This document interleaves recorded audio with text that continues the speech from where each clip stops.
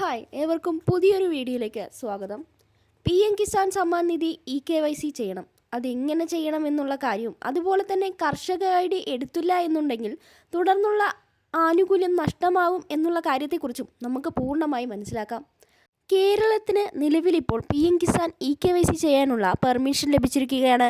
കേരളത്തിലുള്ള എല്ലാ PM കിസാൻ ഗുണഭോക്താക്കളും ഉടനെ തന്നെ PM കിസാൻ EKYC ചെയ്യാൻ ശ്രമിക്കുക. ഇതിനായി നിങ്ങൾ തൊട്ടടുത്തുള്ള അക്ഷയ കേന്ദ്രത്തിലൊക്കെ ആധാർ കാർഡുമായി ചെന്നാൽ മതി. അവിടെ നിന്ന് അവർ EKYC പൂർത്തിയാക്കി നൽകുന്നതാണ്. അതല്ല, അക്ഷയയിൽ പോകാൻ ബുദ്ധിമുട്ടുണ്ട് എന്നുണ്ടെങ്കിൽ മൊബൈൽ ഫോൺ ഉപയോഗിച്ച് തന്നെ നിങ്ങൾക്ക് പൂർത്തിയാക്കാൻ സാധിക്കുന്നതാണ്.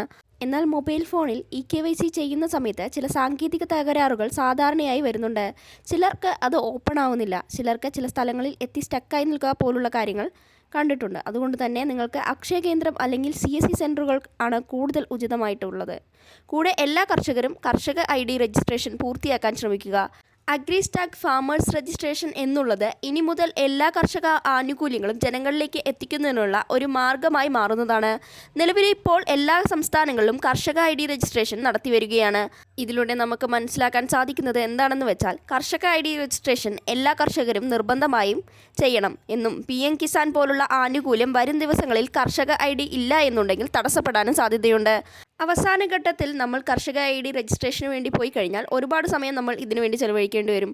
അതുകൊണ്ട് തന്നെ നിങ്ങൾ എത്രയും പെട്ടെന്ന് കർഷക ID രജിസ്റ്റർ ചെയ്ത് സൂക്ഷിക്കാൻ ശ്രമിക്കുക. നിങ്ങൾ രജിസ്റ്റർ ചെയ്യാൻ കൊടുത്താൽ തന്നെ ചെറിയ കാലതാമസം എടുക്കുന്നുണ്ട്. അതുകൊണ്ട് തന്നെ എത്രയും പെട്ടെന്ന് സാധിക്കുമോ അത്രയും പെട്ടെന്ന് തന്നെ പൂർത്തിയാക്കാൻ ശ്രമിക്കുക.